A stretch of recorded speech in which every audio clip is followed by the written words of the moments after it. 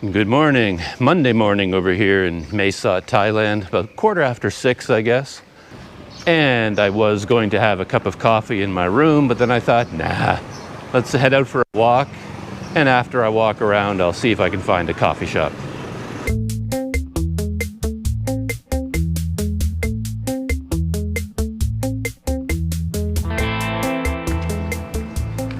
I can feel my feet taking me towards the market area, as often happens, just because that's always the busiest part of town, especially this time in the morning. Just thought I'd go for a stroll in and around that area, see what kind of activity takes place there on a Monday morning. And I thought while I was out walking around, maybe I'd stop by the tea shop for some chickpeas and naan bread. Maybe I'll do that instead of coffee this morning. And I was thinking about that place in connection with a comment that showed up on YouTube the other day. And that's because with these tea shops, I always call them Burmese tea shops. Everyone does.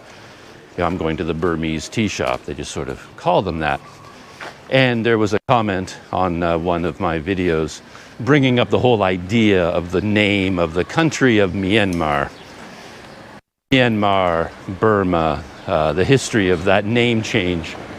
And I find that all of that interesting. From a political point of view, I'm not a political person, but from the point of view of language more than anything else. And I think the first thing that jumped out at me from this comment was not connected with Myanmar at all, but with the English language. So here's the comment. I'll put it on the screen. It's from Bula. I don't know how to pronounce that. And he wrote, this is on the Stuck in Customs video. And he wrote, "Did I hear Mae Sot, Burma? It's Myanmar, pal. All the stones and pelting hailstones out there." So the first thing that jumped out at me was the word pal. Because it's such a funny one in English, because pal technically is a very good friend. This is my pal. I'm going out with my pal. At least that's how it was used originally, I think. I'm not sure what decades. But today, of course, pal is quite an aggressive word in English. If someone is doing something you don't like, that's when you call them pal. It's like, hey, pal, where do you think you're going? Hey, pal, that's my seat. You know, hey, pal, stay away from my car, you know. If you're angry with someone or you're feeling territorial, that's when you use pal. Yet, oddly enough, the word pal, if you look it up in the dictionary, means a good friend, your pal. And buddy falls into the same category, doesn't it? Your buddy, you know, I'm going out with my buddy, you know, my buddies and I, we're going bowling tonight.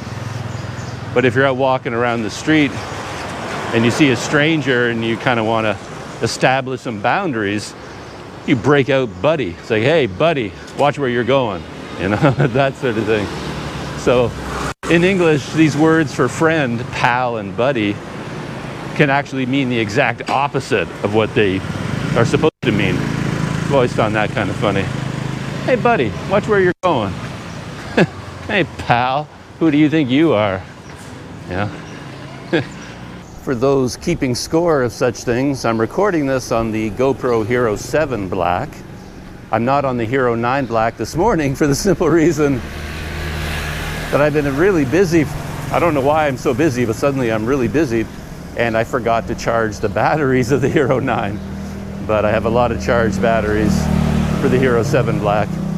And I just had to stop to change the microphone. More technical issues that I can't figure out.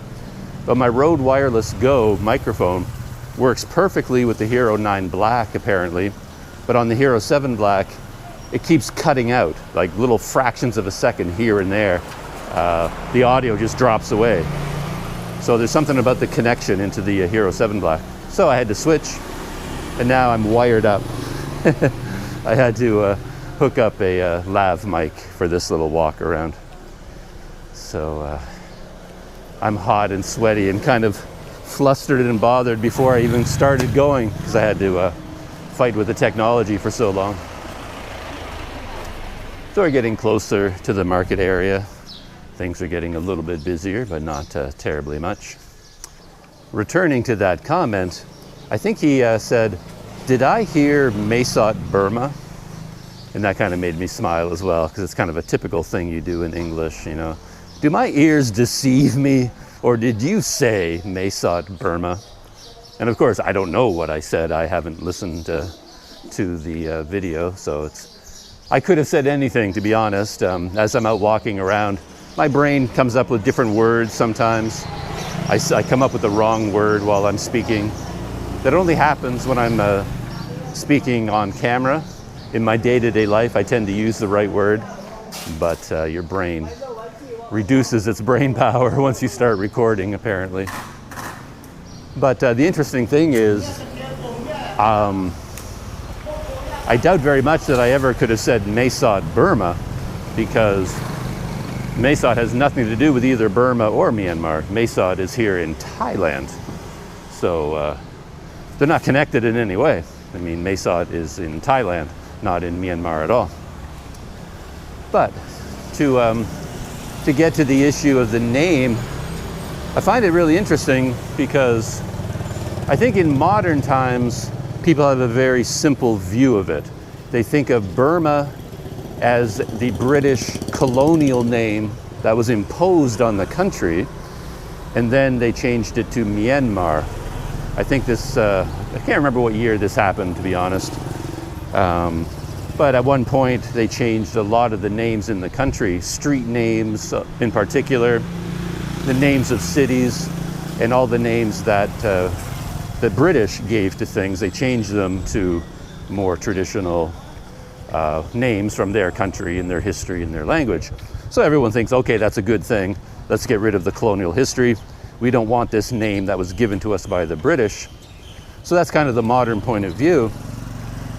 But once you start reading about it, it's not nearly so complex, not so simplistic, because, and I may get some of these details wrong, you know, don't shoot me if I do. I'm just sort of thinking back to things that I've read. But the name Burma goes back centuries, you know, goes back millennia in that part of the world. And I believe it's connected to the Bamar, again, the pronunciation, the Bamar people, who are the majority people of Myanmar now. And they spoke a language called Burmese, which again, that word is related to Bamar, Burmese. They're all sort of connected. And the geographical region that is now Myanmar today has had many, many different names over history, as most places do.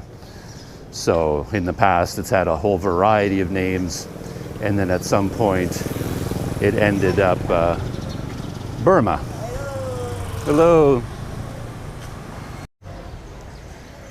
I've reached the main market building. And instead of walking down the street, the main market street over there, I think I'm going to just walk through the building itself. It may get a little bit dark in there, but might be interesting to do. Cool. And during the day, there's often, again, a like COVID-19 checkpoint here, where you have to sign in and get your temperature taken, but they don't have that here this morning. These are always interesting times to be here, because all the people that own and run these stalls, of course, are getting set up for the day. They've probably been here for a couple hours already.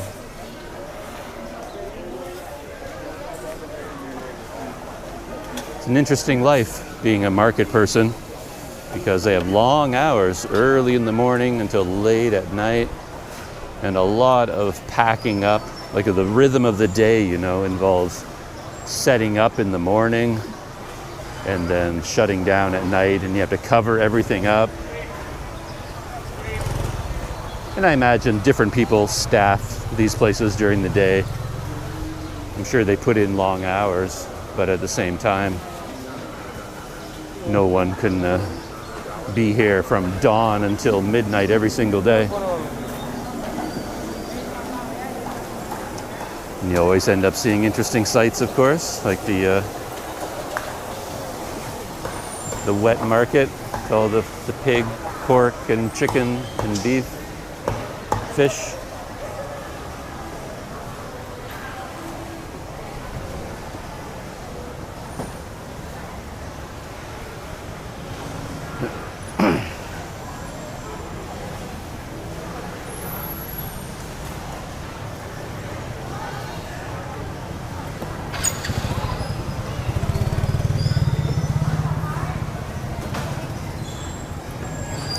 And I often think about the long journey that all these things came on, like these fish that are right in front of us. I wonder how long ago or how soon ago they were in a lake or in the ocean just swimming around, and then they got snatched up and here they are in the market.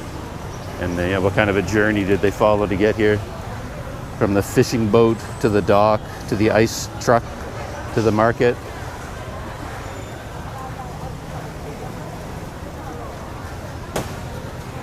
Oh, that is the main market building here in Mae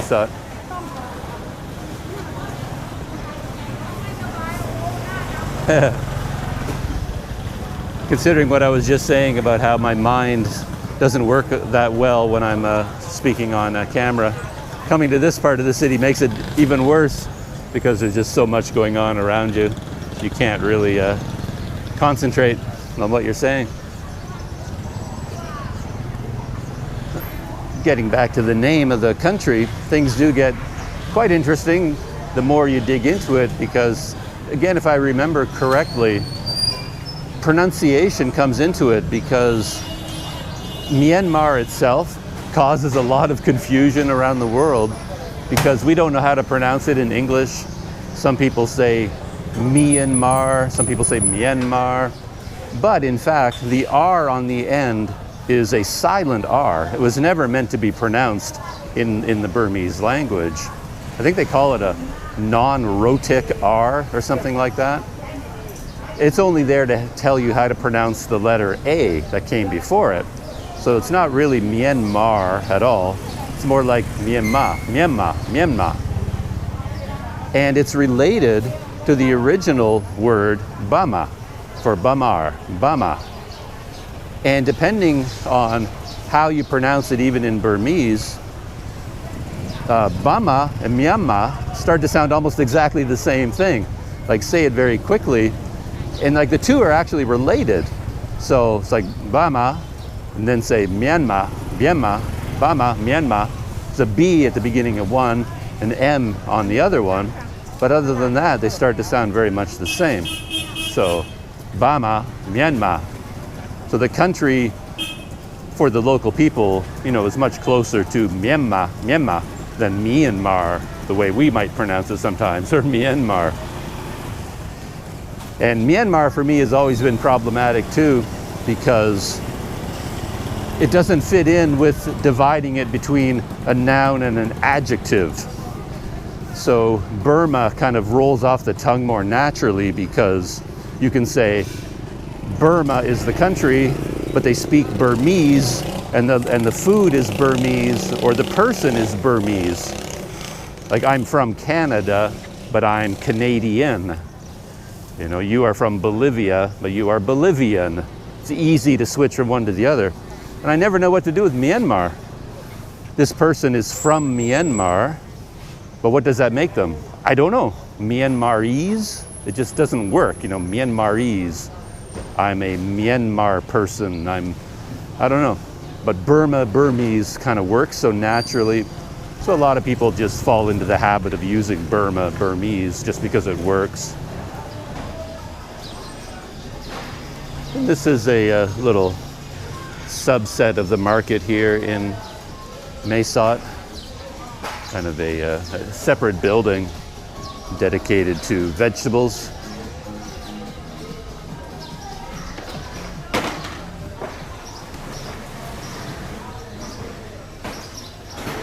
Of course, an endless flow of trucks coming in from the countryside, carrying products for sale.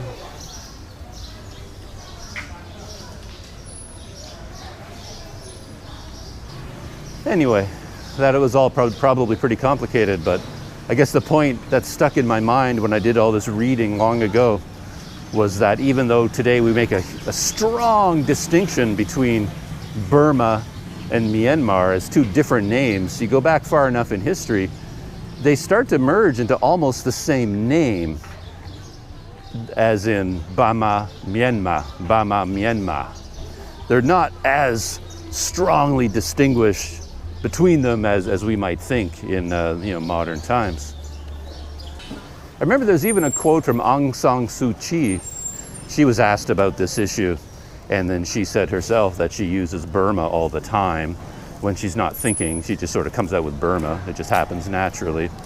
Though if she's with a group of people, she will try to get in the habit of using Myanmar if it makes other people more comfortable. And I kind of like her approach because for me, I'm not hugely invested in this idea at all. You just tell me what you want and tell me what you want me to call your country and I will call your country that name. I'm not that worked up about it. I'm just more interested in it from a language point of view. Burma, Myanmar, that kind of thing. Since I started talking about a comment, I thought maybe I'd continue and pick out a couple of other comments that caught my eye. This one is from On His Wave, Discovering Thailand, and he wrote, this is about my meal at the Passport restaurant.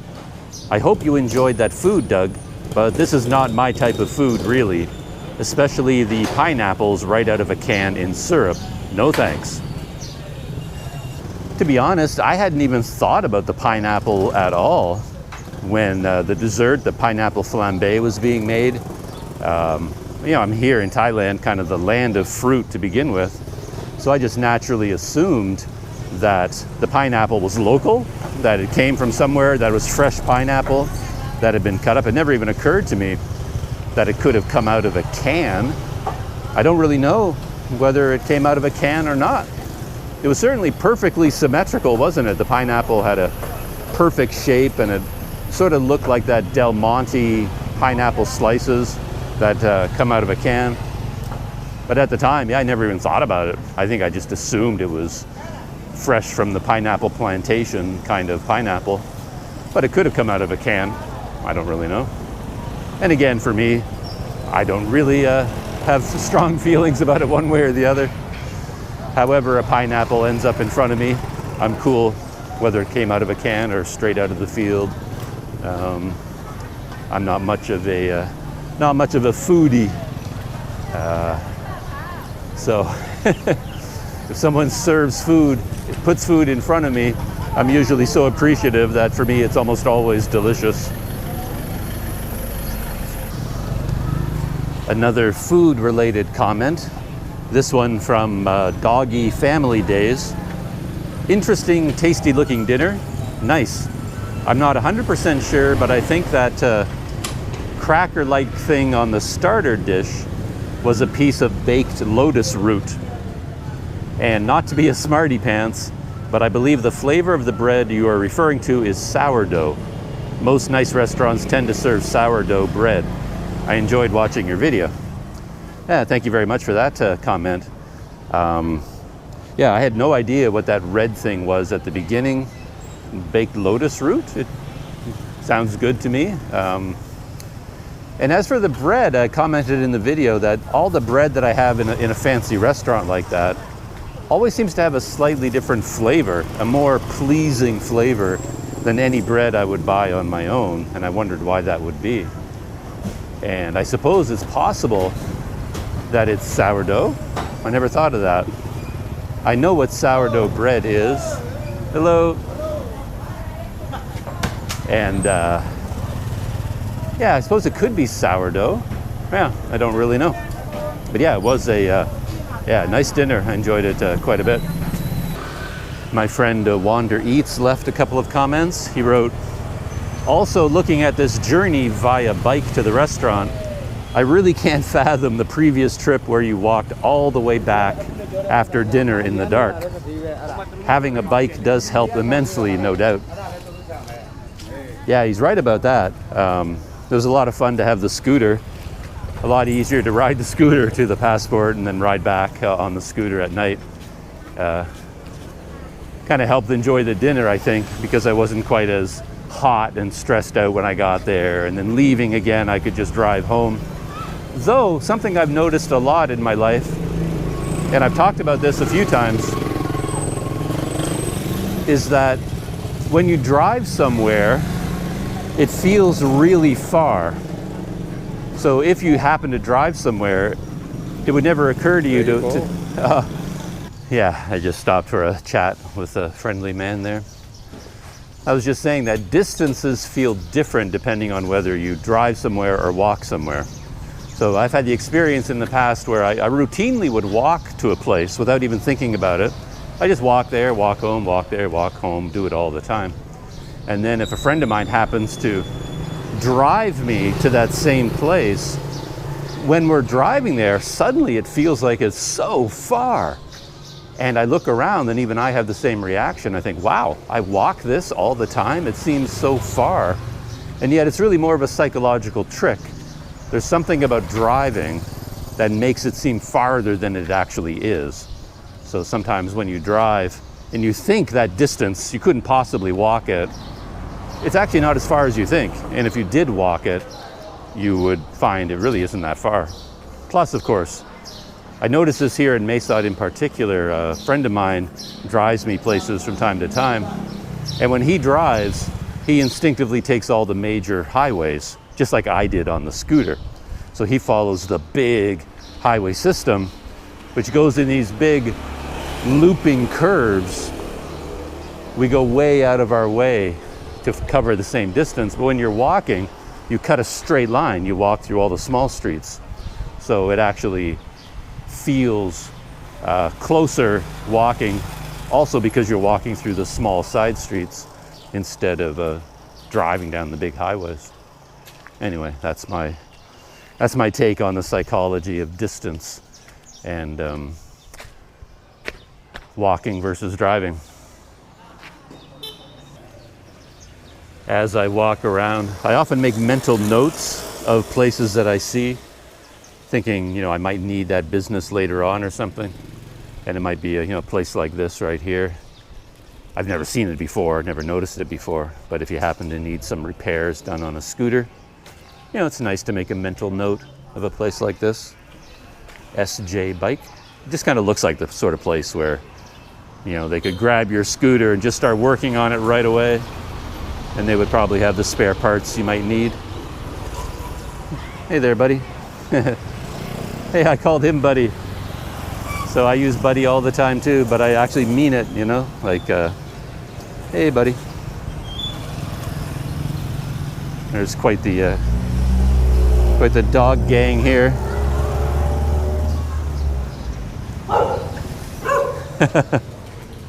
I made them nervous. And there's a group of young monk novices ahead of me.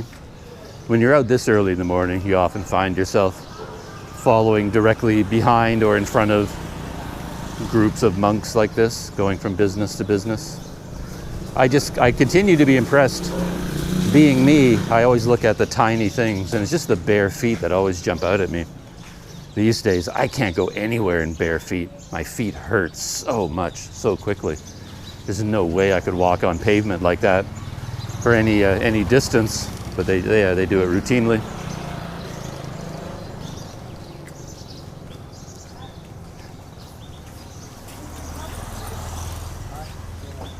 I've had to walk in bare feet at temples when I visited temples, but I can't do it for very long. Even on smooth, flat tile, my feet start to hurt a lot. My path was taking me outside of the city limits, so I thought I'd turn around and come back through the market again. Wander Eats left another comment. He wrote, I like this one. Holy cow, your memory of the menu is out of this world, LOL. I wouldn't even remember the Thai names of the dishes while filming, riding a bike and navigating traffic. Doug, you are indeed one of a kind. Hello, oh, no thank you.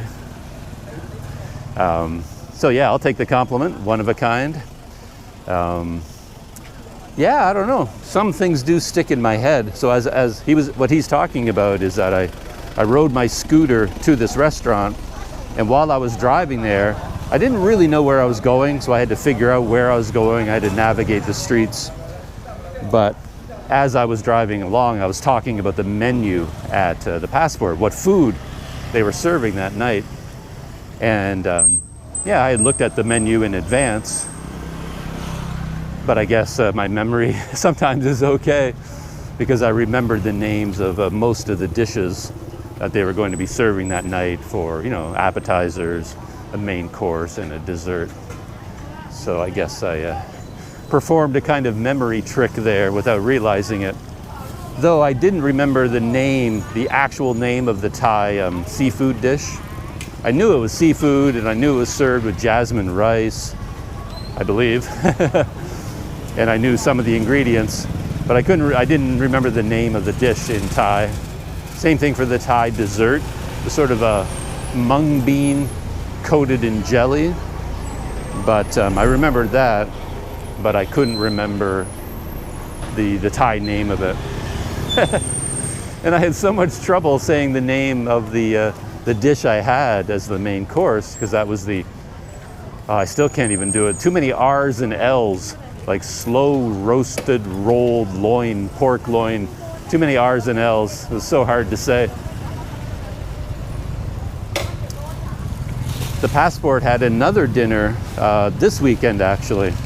And as things turned out, I could have gone again this weekend, but it just didn't work out. So hopefully they will put on another gourmet meal in the near future, and I'll be able to return. Maybe I can ask them about the pineapples. Did the pineapples come out of a can, or were they fresh? Actually, I'm in touch with them on Facebook Messenger, so I can actually ask them. And they would probably reply. Hello. Hello. How are you? Morning. Good morning. The last time I started a video talking about comments, it was because the comment from the guy calling me a whinger kind of caught my eye, and that led into a whole discussion of different things. But Keith D, referring to that the whinger comment, he said, being run over by a truck. Keith D wrote, "They call the guy who called you a whinger a troll. You are the farthest person from being a complainer. You're always so upbeat and calm. I'm a complainer. I'd be complaining about everything you do. For example, that crazy train trip you took." I gave his comment a heart. I guess that's a love your comment thing.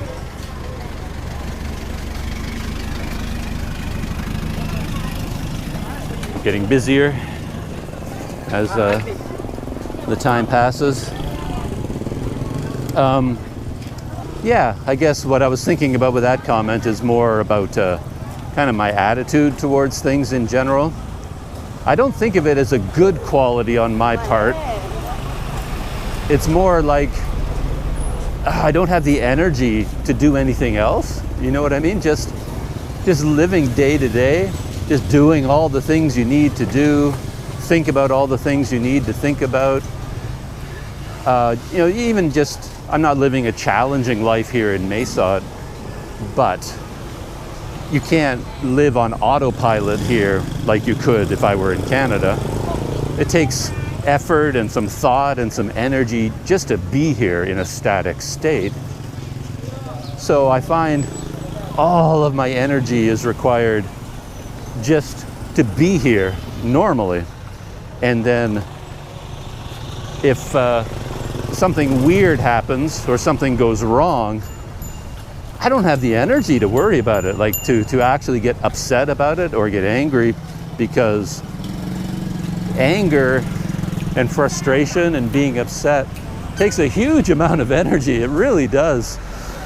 And so I guess what I'm saying is, if I don't end up getting upset and I don't complain about something, if something goes weird or something goes wrong, it's not because I have a good attitude.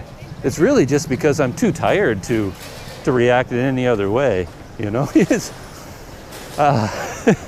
besides, my brain is always looking ahead. Like I can see what comes next.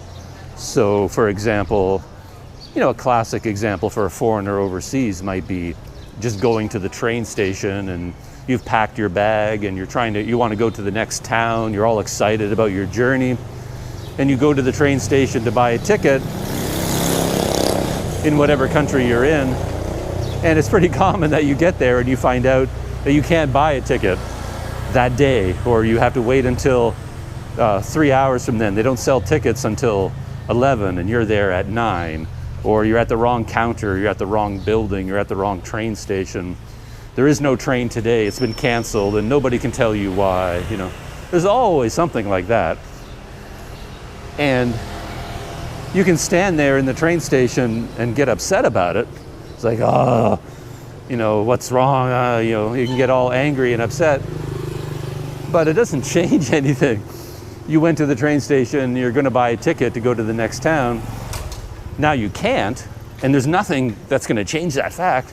So my brain has already skipped ahead. It's like, oh, I can't get a ticket today, so now I have to find a different way to go, or what I usually do is just stay where I am. Like if I go to the train station and I run into trouble, it's like, oh, I want to buy a train ticket to this town, and it turns out I can't. It's like, oh, okay. I turn around, go back to the hotel, get a room for another night, you know, and then it's almost a relief because now you don't have all the stress of the train journey. You can relax and enjoy another day in that town, wherever you were. And you might need all the energy you can muster just to change your plans, you know? I'm not sure if I'm making any sense or not here. The other day, I woke up really early and I'm on my way to the tea house right now. And I wanted to go to the tea house for breakfast. I was pretty excited at getting some naan bread and chickpeas. So I got up, I got dressed, I walked all the way here. This was on Saturday, I think.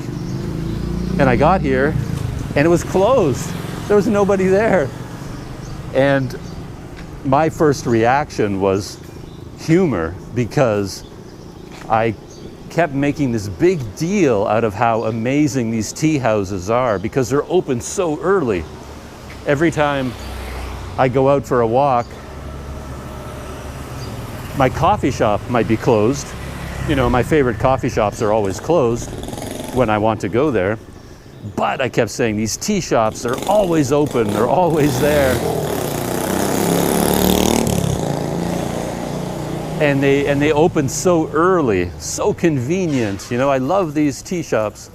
And then the day that I try to go to the tea shop, it's closed. I make this huge song and dance about how they're always open. And then the day I try to go, it was closed. It was like, oh, for Pete's sake, how does this always happen? So that, to me, it was funny. So that was my reaction. It was like, oh. I started laughing. But then at the same time, what I wanted was breakfast. I couldn't get breakfast there because it's closed. So instantly I have to think about, okay, where am I going to go for breakfast? So why would you get upset that this business was closed when you thought it was open? Don't waste energy getting upset, because you're going to need your energy now to find another place, you know, where you can have breakfast. So my brain is always skipping ahead. And it turns out that I think it was closed because it was the end of Ramadan. This past weekend, Ramadan just ended. But I think the families, and the family that runs the Lucky Tea Shop, I believe it's a Muslim family. So they were celebrating the end of Ramadan.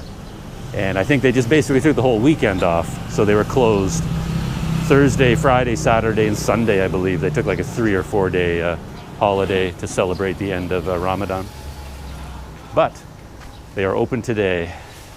And I need to sit down and have a snack.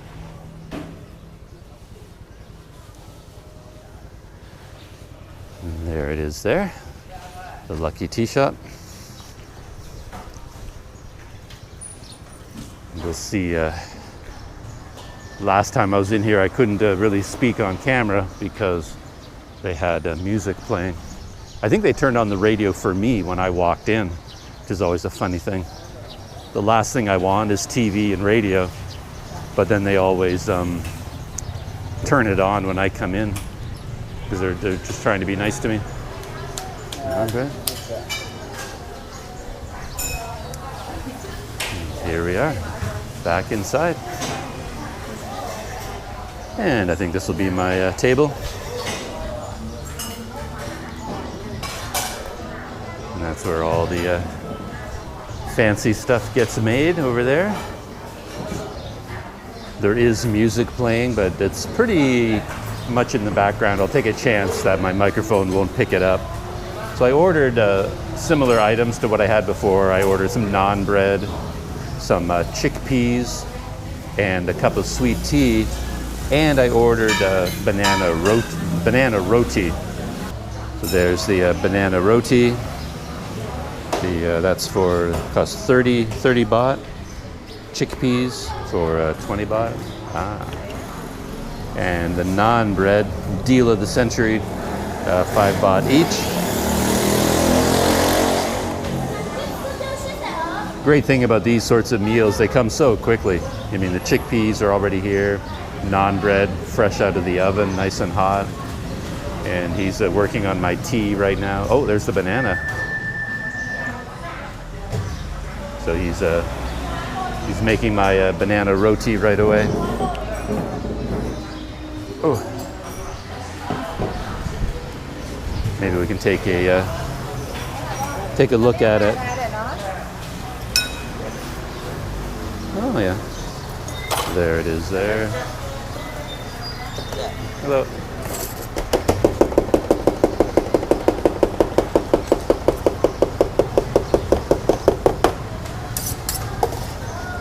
Nice, an entire banana. Yeah. Look at that. Folds it up in a square. Now he's going to roast it a little bit, fry it a little bit. I always find that to be such a pleasure, just to watch someone doing something that they have done, thousands of times, because they do it so quickly and so efficiently and so well. It's like muscle memory. He chopped up that banana so fast. If I were chopping up a banana, it would take me 10 times longer, because I don't do it every day. So let's settle in. Ooh. Thank you. Whew. So, most of my meal, except for the tea, has arrived. Got the chickpeas, as I pointed out, and the banana roti right there. So you saw the banana goes on the inside, and then butter fried, and then some sort of, I believe it's condensed milk, like sweetened condensed milk, gets poured over the top.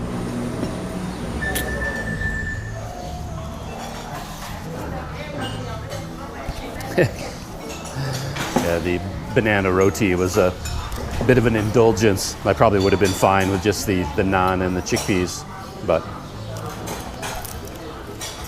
it's doing something special.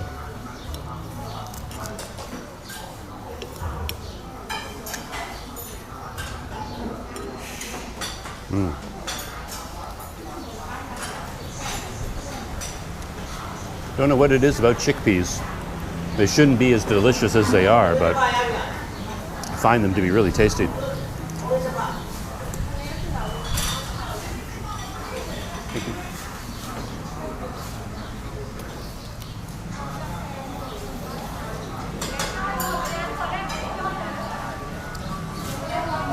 My tea has arrived. And the tea here, I've noticed it before last time I was here, has a really interesting coloring. I think it comes from the brand of condensed milk that they use. As sort of a reddish brown. rust brown flavoring.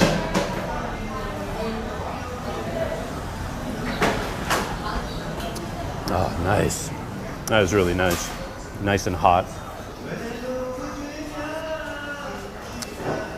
She asked me if I wanted it sweet, and I said, yes, sweet tea. But it's not overly sweet, it's just right.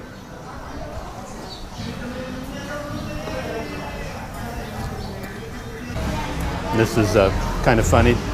The music got louder, so I kind of turned off the camera. But then I got a whole lot of traffic noise from the outside. There's a big truck there trying to park. Speaking about, whinging or complaining. Here in this part of the world, of course, you do get a lot of traffic noise, and you can, it's just there. It's part of life. But now this traffic noise is a good thing because I think the roar of the truck will drown out the music for my microphone. Uh-oh, truck just went away. But I don't know if YouTube's algorithms would recognize this song anyway. I don't know if it's Anyway, I better shut off the camera.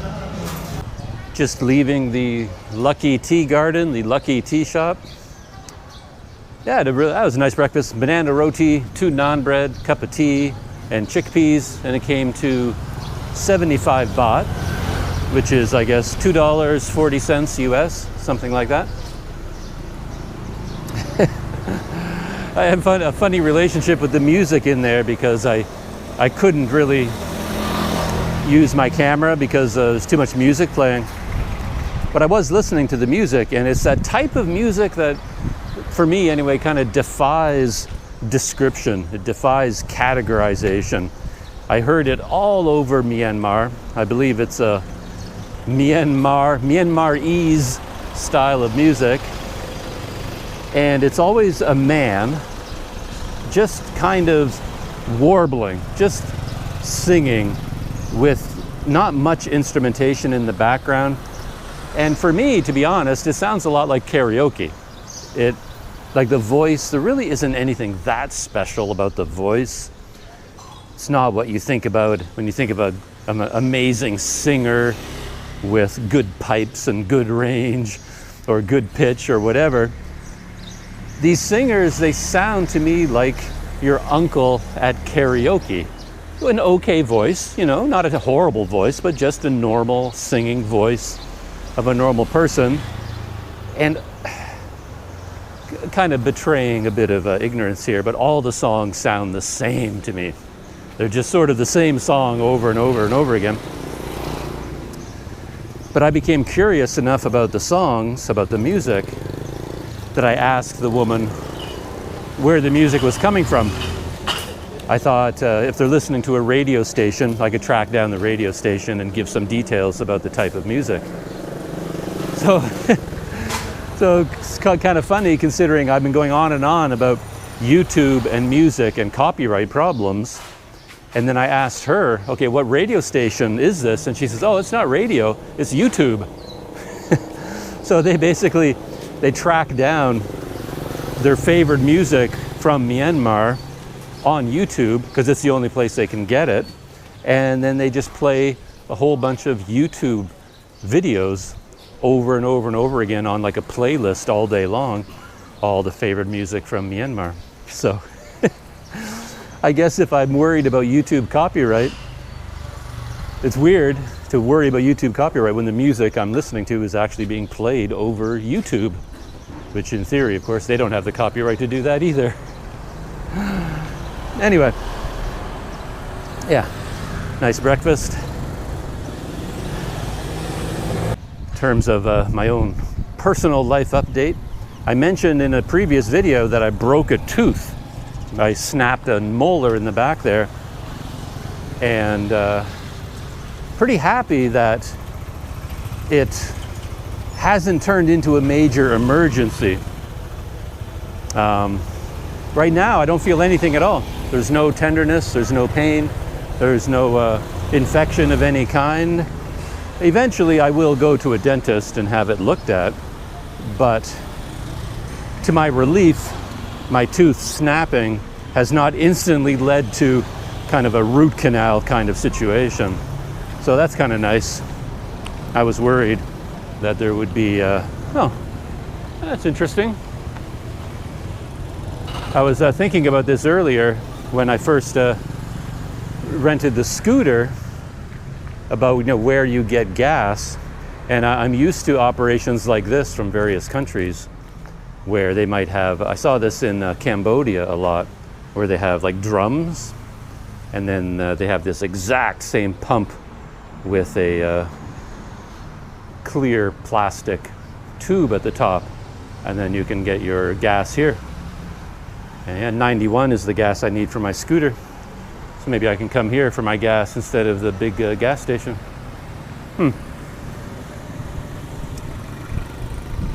So yeah, that's the story of my tooth. Right now there is no story. It's broken. A good chunk of the tooth is missing, but it hasn't led instantly to a dental emergency of any kind. So that's good. And I've been talking a lot about technology issues that I've been having, and that's kind of because I'm in the middle of sort of a transitional state in terms of technology, using all kinds of new technology and learning how to use it. And I've had one triumph, one success story. So in the middle of all my problems, I should probably tell you about the one success story. And that success involves this device. I mentioned this in a video the other day. I ordered it from Lazada, and it is a memory card reader that you plug into your phone to copy files. And I was worried about this device because I thought maybe they sent me the wrong one. And they did send me the wrong one. They sent me I didn't get the one I thought I ordered, but in the end it doesn't really matter. What matters is that it really is USB 3.0. And my old memory card reader clearly it's this one, it's USB 2.0. So I did a comparison between them. The maximum speed I can get out of this one, my old one, is 10 megabytes per second. That's the fastest I've ever been able to copy files, 10. And when I plug this one in, the average is about 60. So this one is 6 times faster than my old one. And yeah, that makes a huge difference, because in the old days, if I tried to copy files from one memory card, it would take about 1 hour. I sit down and wait 1 hour for the files to copy. But with this one, it only takes 10 minutes. So that's a big, big difference. So just to wrap up my thoughts about comments, another comment that caught my mind, or caught my eye, was from Anis Ferjani. And he was talking about one of the packages that I got in the mail. Yeah. And he wrote, "Accepting random mail packages is risky. It can contain illegal drugs, and you end up facing big problems in Thailand. Don't accept mail anymore for your own safety." Well, for that situation, I would say you don't really have to worry about it, because the people that have sent me items in the mail, I know them. They contact me beforehand. We're communicating back and forth. And yeah, I don't think there's any risk at all, any problems with the packages that are being sent to me in the mail. I'm certainly not worried about them. So I just wanted to put your mind at ease that you needn't worry. These packages aren't coming from random people that I've never heard of. These are, yeah, people that I've gotten to know through my YouTube channel. And yeah, so you don't have to worry about that. But what the comment did make me think, though, in a broader sense, about the new way of doing things. I still remember when eBay first showed up. It was one of those classic situations where me, as a relatively young person, I was willing to accept all the new technology. So eBay appeared, and back in those days, I was still into photography back then, and I was using film cameras. And on eBay, I was ordering a camera from a guy who was selling a camera on eBay. And I remember my father at that time being very concerned about this. He was he's I think with a lot of older people, he was very suspicious of everyone and everything all the time. That just seems to happen as you get older, I think. But he was talking to me about how dangerous it was to buy this camera from this person I didn't even know. You know, you're just buying a camera from some guy in another part of Canada that you never met. You can't even see the camera. You can't try it out. You can't test it. How can you trust this guy? You're going to give him your money, and he's going to send you a piece of junk that's broken. It doesn't even work, and there's nothing you can do about it. So he was very suspicious, and he warned me not to do it. But of course, when you know how the system works, something like eBay can be more trustworthy than going to a store, because on eBay, the whole system depends on your reputation. If you're buying and selling items on eBay or Lazada or any of these places, people can leave reviews about you, about your products, about your shipping, your packaging.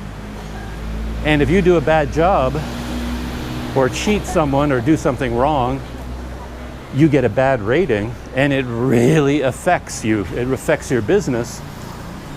People look at it. I mean, if you go to eBay and some seller has a 75% rating, nobody's going to buy anything from that guy. I mean, you have to have 90 to 100% rating before anyone will order anything from you, right?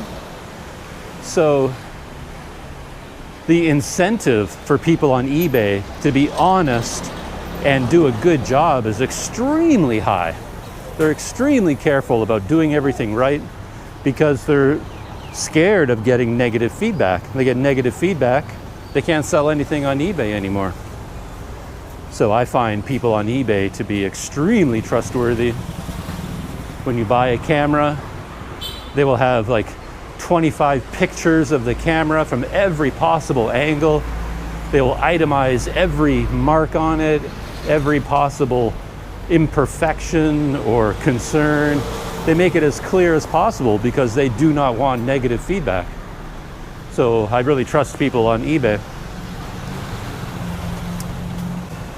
And when you think about the big stores, like here in Mesot, I bought my last smartphone at a big company here, at the shopping mall. And I was extremely unhappy with everything to do with the transaction. But in the end, it doesn't matter. Who am I going to complain to? I mean, it's not like I can leave a review of this store online and it's going to have any effect on their business whatsoever. They have the concern of a big business for their customer is far lower than the concern from a normal person on eBay. So in fact, I actually trust people on eBay more than I trust big commercial stores. Stores don't have an incentive to be nice to their customers, really. Not to individual customers anyway. They're not affected by negative reviews that much, but people on eBay really are affected, and they go above and beyond to make sure that they get nothing but positive feedback. So, something you learn, I guess. And that topic has sort of broader implications as well. I had another experience recently where I had to send money to a person in Malaysia.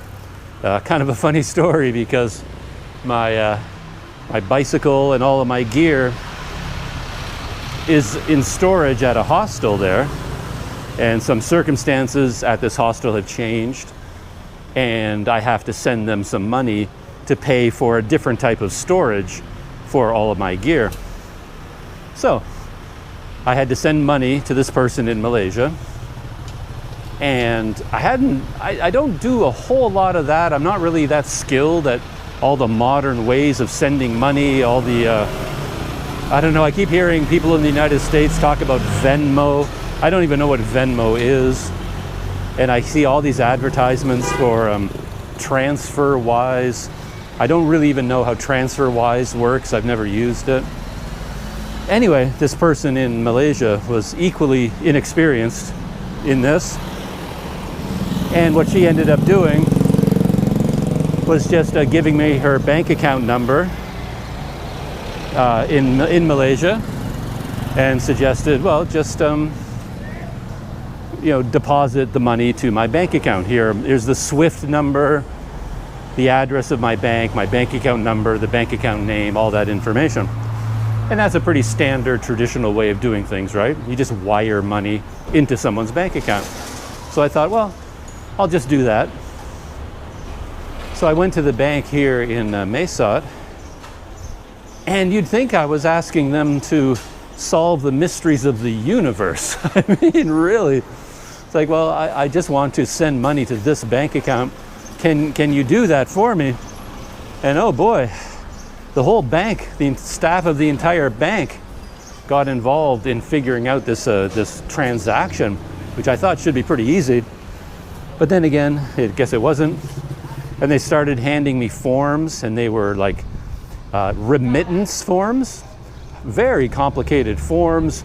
And I had to itemize the money and what it was for and the type of income it represented. And it was like, this is so complicated. I don't understand why I have to do all of this. But I'm filling out all the forms to the best of my ability. And then when it came down to it, they wanted $40 as a fee. I was only sending $110 to Malaysia, and they wanted a $40 fee. $40 here as their fee, and then $10 for the fee of the bank in Malaysia. So they were asking me to pay $50 to send $110. And I'm a dummy. I don't think there's any argument on that score. But I couldn't do that. It's like, oh, come on, no, that makes no sense at all. There has to be a better way of sending $110 than paying this much to do it. That fee just doesn't make any sense to me. So even though I'd already filled out all the forms, done all the work, I just left the bank and said, yeah, well, thank you very much, but I'll look for another way of doing this.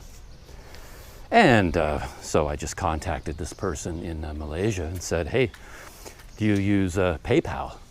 I use PayPal all the time. Do you have PayPal? And she says, yeah, I have PayPal. So she gave me her email address, and I opened up my PayPal app, and 2 minutes later, she had the money. It was just like so easy to do. And I'm sure there's a fee in there somewhere, but to be honest, I'm not even quite sure what the fee was, because I think they hide the fee in the exchange rate or something. Like when I sent the money to Malaysia, the $110, I never saw a separate fee. At no point in the transaction did they say, oh, the fee for this is X amount of dollars. It never really came up, and it was never listed. So I'm not quite sure what happened with that. But my idea, could be wrong, is that they just choose a sort of exchange rate, an inflated exchange rate, to go from dollars to Malaysian ringgits. And somehow in that exchange rate, they make their money by charging me an unfavorable exchange rate or something. I don't know. But whatever the fee was that I ended up paying, I can tell you it wasn't $50. And it only took me like 2 minutes to do it. And it was the simplest thing in the world. Just log into PayPal, enter the email address, and click send, and it was gone. So the old traditional ways of doing things, banking, sending money, shopping, I mean, it's no surprise that the old traditional ways are being wiped out by the internet, because the banks and the stores continue to stick with ways that make it so difficult and so expensive. And they just can't compete with the ease of the internet. Once you figure out how to do it on the internet, of course. Oh, and with that is the end of my morning walk to get a Got hooked by a plant.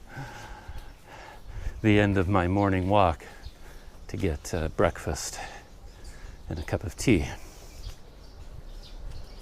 See you next time.